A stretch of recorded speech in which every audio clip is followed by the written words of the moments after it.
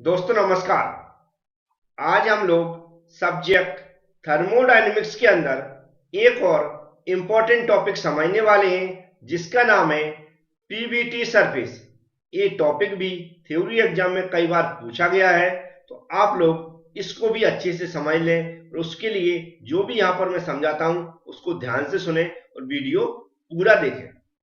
मैं कोशिश करता हूं जो भी टॉपिक थ्योरी एग्जाम के पर्पज से समझाता हूं उनको पॉइंट टू पॉइंट समझाऊं, जिससे जो भी डेफिनेशन आप लोग लिखते हैं उसको अच्छे से समझ सकें और थ्योरी एग्जाम में लिख सकें और डायरेक्ट आपको समझ में आ जाए कि थ्योरी में क्या समझाने की कोशिश की गई है। तो उम्मीद है आपको मेरे समझाने का तरीका पसंद आ रहा होगा। चलते अब स्टार्ट करते हैं। यहां पर लिखा पीवीटी सरफेस। जो पीवीटी लिखा हुआ है इसका फुल फॉर्म होता है प्रेशर वॉल्यूम टेम्परेचर। क्या होता है? Pressure volume temperature. अब प्रेशर वॉल्यूम टेम्परेचर यहां पर लिखा हुआ है, इससे आपको याद आया होगा कि थर्मोडायनेमिक्स के अंदर हम लोग बहुत सारे सब्सटेंस के प्रेशर वॉल्यूम और प्रेशर टेम्परेचर डायग्राम पढ़े हुए हैं और उनको समझा हुआ है। जो प्रेशर वॉल्यूम है या प्रेशर टेम्परेचर है यह क्या शो कराते हैं आप लोग समझते हैं। कोई भी सब्सटेंस हो, चाहे वो आइडियल हो या फिर रियल हो, इनके अंदर प्रेशर और वॉल्यूम में परिवर्तन होने पर इस सब्सटेंस के अंदर क्या परिवर्तन आ रहा है उसका हम ग्राफिकली रिप्रेजेंटेशन करते हैं। मतलब एक डायग्राम के थ्रू शो कराते हैं कि उनमें क्या परिवर्तन हुआ, चाहे वो प्रेशर टेम्परेचर हो। इसी तरह किसी सब्सटेंस के अंदर प्रेशर और टेम्परेचर के आधार पर क्या परिवर्तन हो रहा है उसका ग्राफिकली रिप्रेजेंटेशन करते हैं या एक डायग्राम के थ्रू समझाते हैं हम कि उसमें क्या परिवर्तन हुआ जो भी प्रेशर और टेम्परेचर में परिवर्तन करने पर। लेकिन यदि हम किसी सब्सटेंस का प्रेशर वॉल्यूम और टेम्परेचर एक साथ एक ही डायग्राम में शो कराना चाहें तो वह भी संभव होता है। समझ में आया? किसी सब्सटेंस का प्रेशर टेम्परेचर प्रेशर वॉल्यूम और टेम्परेचर में परिवर्तन जो होता है उसको यदि एक ही डायग्राम में शो कराना चाहें तो वह भी संभव है। तो वह संभव होता है यदि हम प्रेशर वॉल्यूम और टेम्परेचर की जो एक्सिस जो लाइनें हैं उनको हम एक दूसरे के परपेंडिकुलर रिप्रेजेंट कर दें, ड्रॉ करें, तो उसके साथ हम क्या कर पाएंगे, ये जो परिवर्तन होंगे उनको हम शो करा पाएंगे। उनको कैसे शो करा पाएंगे? जैसे यहां पर दिख रहा है ये प्रेशर हो गया, ये वॉल्यूम हो गया, एक दूसरे के परपेंडिकुलर एक्सिस हो गई दोनों की। ऐसे ये वॉल्यूम और टेम्परेचर हो गए, इन दोनों की एक्सिस भी कैसे हो गई, एक दूसरे के परपेंडिकुलर हो गई, मतलब 90 की डिग्री पर है। अब यहाँ पर जब तीनों लाइनों को हम एक दूसरे के परपेंडिकुलर कर देते हैं तो एक 3D टाइप में डायग्राम दिखने लगता है। जब 3D टाइप में डायग्राम दिखने लगता है तो जो जो ये सब्सटेंस है इनके अंदर जो परिवर्तन हो रहा है प्रेशर वॉल्यूम और टेम्परेचर के आधार पर, वह कहां पर शो होते हैं, उसकी सरफेस पर शो होते हैं। कहाँ? जो 3D टाइप का डायग्राम दिखने लगता है इस तो वह क्या होता है, उसकी ऊपर सरफेस क्लियर दिखने लगती है। तो उस सरफेस पर जो भी परिवर्तन हो रहे हैं वह सब कहां, उसकी सरफेस पर शो होते हैं। इसलिए हम इसको क्या बोलते हैं, पीवीटी सरफेस। क्या बोलते हैं? Pvt surface. अभी तो नॉर्मली हो गई कि पीवीटी सरफेस क्या होता है ये हमने समझ लिया, लेकिन इसमें बहुत सारे पॉइंट लिखे आपको दिख रहे होंगे, थोड़ा इनको भी हमें एक्सप्लेन करना पड़ता है तभी हमें नंबर मिल पाएंगे। तो चलते इस डायग्राम को थोड़ा बड़ा करते हैं, इसमें जो पॉइंट आपको दिख रहे हैं इनको एक्सप्लेन करते हैं। इस तरह जब हम किसी सब्सटेंस का प्रेशर वॉल्यूम और टेम्परेचर डायग्राम ड्रॉ करते हैं तो इसमें क्या होता है, प्रेशर वॉल्यूम और टेम्परेचर तीनों की एक्सिस एक दूसरे की कैसे रहती है, परपेंडिकुलर रहती है।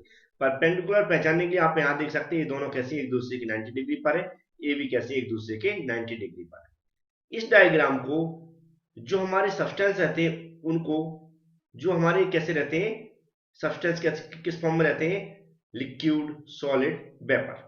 जो हम लोगों ने इसके फॉर्म पढ़ चुके हैं, जो भी फेस ट्रांसफॉर्मेशन पढ़ा हुआ था।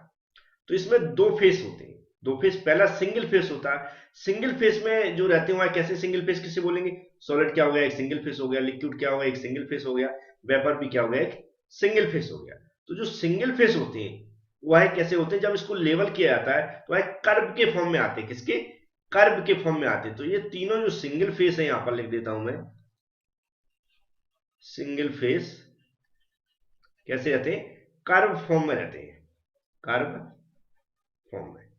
तो ये आप समझ गए होंगे, जो तीनों में निशाना ये कैसे रहते हैं, कर्व फॉर्म रहते हैं।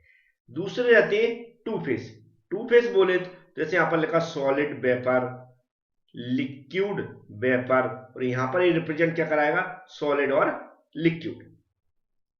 कौन कौन से हो गए, सॉलिड वेपर, लिक्विड वेपर, और हमारा यहां पर लिक्विड और सॉलिड। ये क्या होगा, टू फेज। ये जो टू फेज है यह हमेशा कैसे रहते हैं, स्ट्रेट लाइन में रहते हैं। कैसे रहते हैं, स्ट्रेट लाइन में रहते हैं। और जो हमारा स्पेसिफिक वॉल्यूम है इसके कैसे रहते हैं, पैरेलल रहते हैं। कैसे रहते हैं, पैरेलल रहते हैं। किसके, स्पेसिफिक वॉल्यूम के। और इसके अंदर क्या होता है, जो टू फेसेस हैं उसके अंदर क्या होता है, ये जो इसमें परिवर्तन होता है, जब जो प्रेशर है जो यहां पर दिख रहा है और टेम्परेचर है, इसमें परिवर्तन नहीं होता है, एक समान रहता है। लेकिन स्पेसिफिक वॉल्यूम है उसमें परिवर्तन होता रहता है। टू फेज सिस्टम में क्या होता है, प्रेशर और टेम्परेचर एक समान रहता है, लेकिन जो परिवर्तन होता है किसमें होता रहता है, वॉल्यूम में परिवर्तन होता है।